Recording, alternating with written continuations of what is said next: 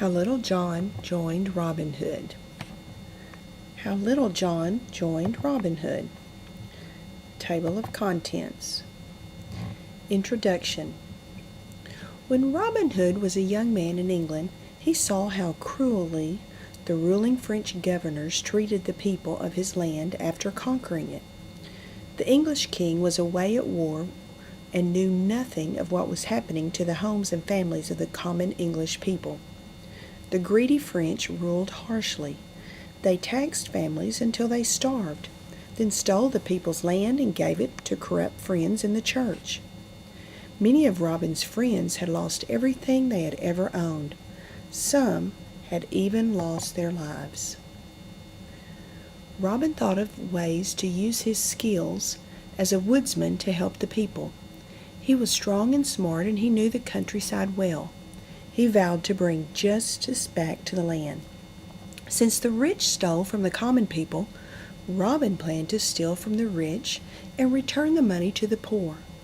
He created a hideout deep inside the thick woods of Sherwood Forest, where he was safe from the lords who haunted him. He was careful to steal only from the wealthy travelers who journeyed through the forest and who looked as though they could afford the loss. As his actions became known, he became very famous. English people everywhere loved him and talked about him. People came to the forest to join Robin's cause, and soon a large band of loyal followers lived with him in the wood. The merry men, as they became known, lived entirely outdoors, hunting for their food, cooking over a fire, and sleeping under the stars. They spent their days practicing archery, wrestling, and sword fighting until they were the strongest men in England. But none was stronger or more skilled than Robin Hood, until he met Little John. John Little. John Little was the tallest and strongest man who had ever walked the kingdom. Unlike most men, he was not loyal to anyone, neither to the ruling lords nor to the cause of the outlaws. He was such a brave fighter that he felt safest when he was by himself. But his thinking was about to be challenged. When Robin Hood first saw him, John Little was strolling on the edge of the forest, about to cross a narrow bridge over a stream. The bridge was so narrow that only one person could cross at a time. As it happened, Robin Hood stepped on it from one side, just as John Little stepped on it from the other. "Step off the bridge and let the better man cross first," called Robin Hood. Robin did not really think he was the better man, but he wanted to see what the tall man would do. He had never seen a man who looked so large and strong, yet so agile and skillful. "Stand back yourself, for I am the better man," cried the stranger. He was unconcerned, as he had never met anyone who could match his strength and skill. "Then we have no choice but to fight for it," said Robin Hood, who loved a good fight better than he loved a good dinner.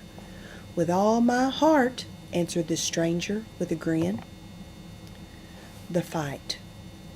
Robin Hood cut 2 great oak branches to serve as weapons, since it would be unfair to use his bow and arrow when the stranger didn't have any. The branches, stripped cleanly of their leaves and twigs, were solid and strong.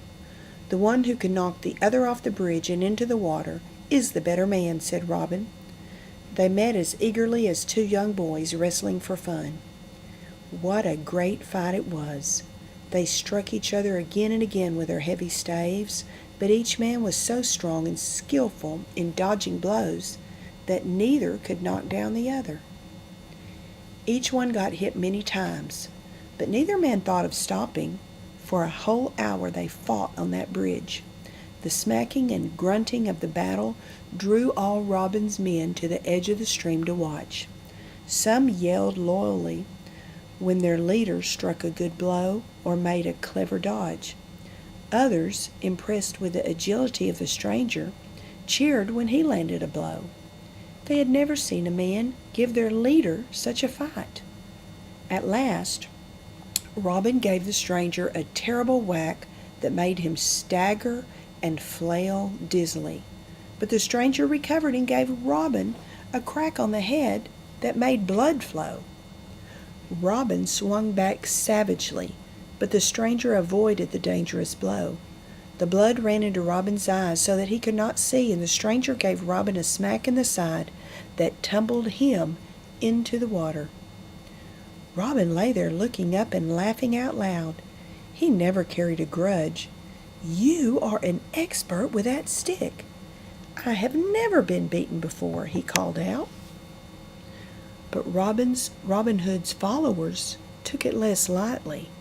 They suddenly stepped from their hiding places behind the trees and aimed their bows at the man who had knocked their beloved leader into the water.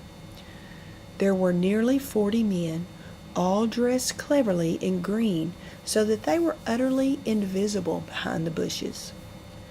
"What has happened, master?" asked Will Scarlet, the youngest of his men. "We have never seen you beaten before. Is this some kind of trick?" "No trick at all. This sturdy fellow walloped me, and I tumbled into the water," Robin Hood said, laughing. "Then he shall get a dunking and a beating himself," said Will Scarlet. He angrily came forward, followed by half a dozen men, eager to carry out his threat. But Robin Hood ordered his men back. "No," he said. "It was a fair fight, and he won. He is brave and hardy, and I would like to have him in our band. Will you join us?" he asked the confused stranger. "I'm Robin Hood, and my band is the finest in all of England. We steal from the careless rich and give back to the poor, so that all will be provided for and justice will be returned to England." Most men would have trembled at hearing the name Robin Hood, for the lords always described Robin as a cruel and fierce outlaw. But John Little was afraid of no man. "Why should I join your band as an underling if I'm a better fighter than the leader?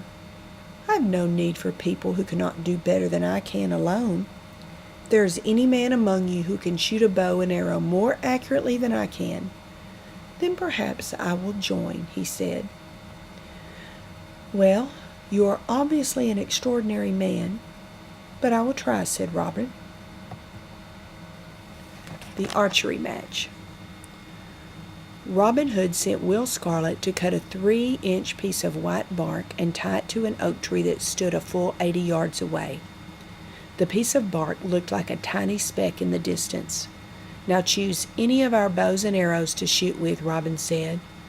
The stranger chose the largest bow, aimed his arrow carefully, and shot it straight into the center of the white bark. The arrow flew so straight and powerfully and true that only its feathers stuck out behind the bark. All Robin Hood's followers caught their breath in amazement, for they had seen such shooting only from Robin Hood himself. "That is a fine shot indeed," said Robin Hood heartily. "No one can top that. But perhaps I can shoot one just as well." Then Robin Hood drew his own bow and shot an arrow. It flew so straight and swiftly that it struck the stranger's arrow dead on and splintered it into pieces. Robin Hood's band gave a mighty roar. "Now, good man, will you join my band?" asked Robin Hood with a smile. The stranger saw that he had met his match and immediately declared his allegiance. "With all my heart," he answered. Little John. From the minute John Little saw Robin Hood's amazing skill, he respected him as he would his dearest friend. Since John had never been beaten before, he knew that it took a special man to outdo him. "What is your name?" asked Will Scarlet. "John Little," answered the large man. The band of merry men roared with laughter. "I don't like that name," chuckled young Will, "for it doesn't fully describe how small and puny you are. Instead, we shall call you Little John."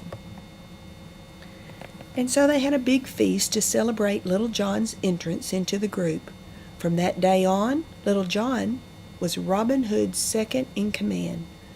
No one argued with the choice because John was clearly the strongest and best skilled of them all, next to Robin. Little John served Robin's cause faithfully for many years, and his love and respect for Robin grew with each passing year. Glossary.